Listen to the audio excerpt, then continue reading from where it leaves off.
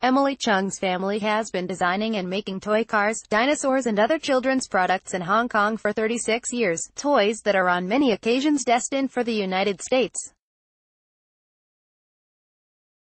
The U.S. remains an important market for the family business, Tsuen Lee Group Holdings. But like many Hong Kong toy makers, Cheung has been exploring opportunities to lessen the company's reliance on America and other Western markets.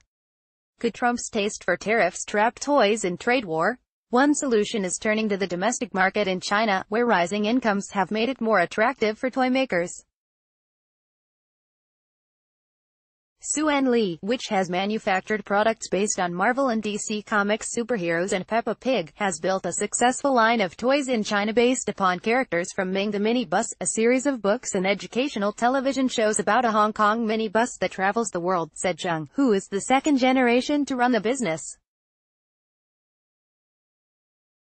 The U.S. accounts for about half of Tsuen Lee's business, which employs 12,000 people in Hong Kong and on the mainland. The Hong Kong toy industry is looking for different ways to try and minimize the impact of the worldwide economy, said Cheung, who is also the chairwoman of the Hong Kong Toy Council.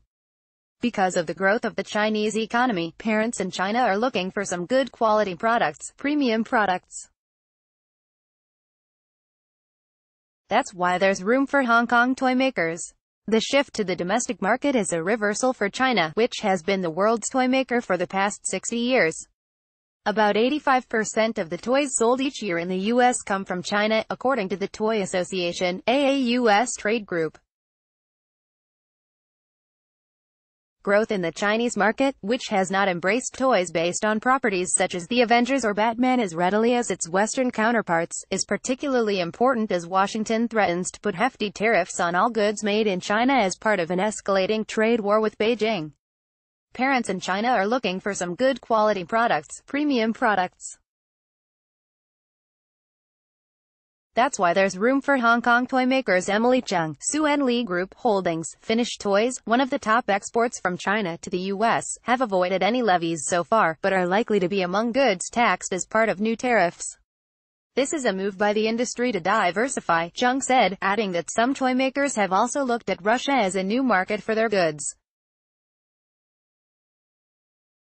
As many as 1 million people work in the toy industry in Hong Kong and China, Cheung said. Hong Kong is typically home to design, development and testing functions for the industry, working hand in hand with factories in mainland China. Worries about the U.S.-China trade war and the collapse of toys R Us in the U.S. have already pressured stock prices of several Hong Kong-based toy makers this year.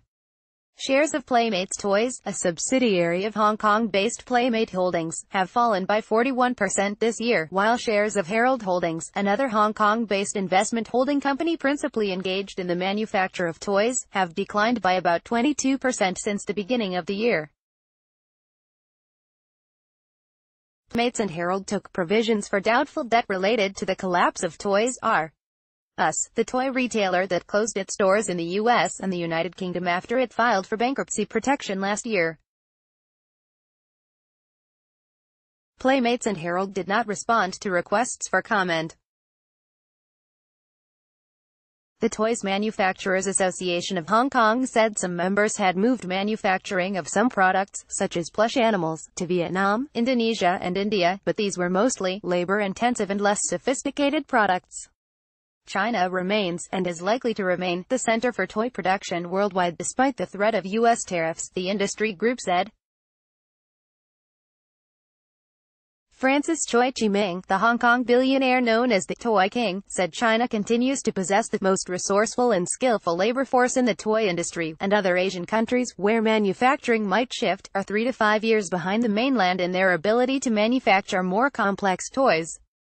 The trade war has encouraged some manufacturers to start looking at other countries for setting up their operations, but this process will not happen overnight as it requires extensive planning for manufacturers to relocate, said Choi.